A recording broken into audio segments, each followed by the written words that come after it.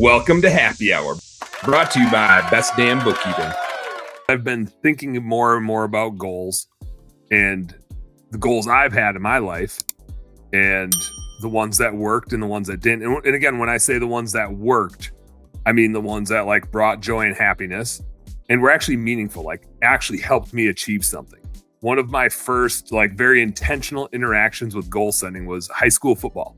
I remember at the beginning of the year, Coach Harvey would ask us, like, as a team, what are our goals for the year?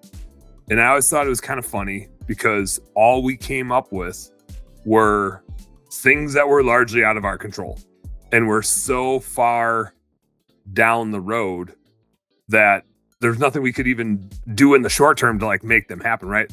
Be like, win a state championship, win the division, beat this team.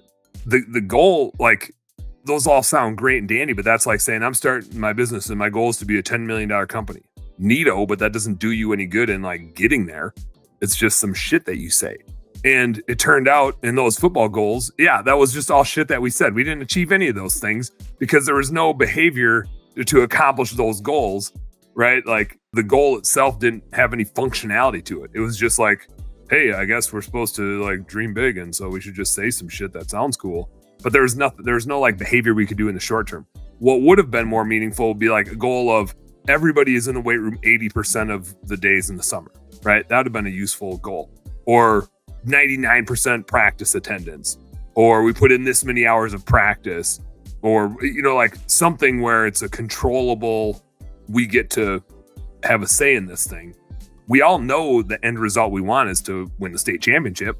Of course, that's not the goal. Right? That's the end result. The goal has to be something you can actually influence. There's a whole lot of shit that that sounds great to say we want to win a state championship, but it doesn't actually help us do anything, right? It doesn't give us anything to do today to get there.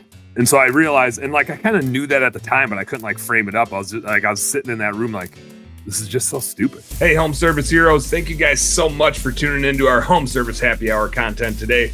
I sure hope you learned a little something, and I sure as heck hope that it was entertaining.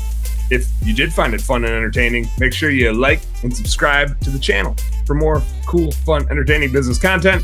And speaking of which, stay tuned. There's a little more here and a little more right here. Check it out.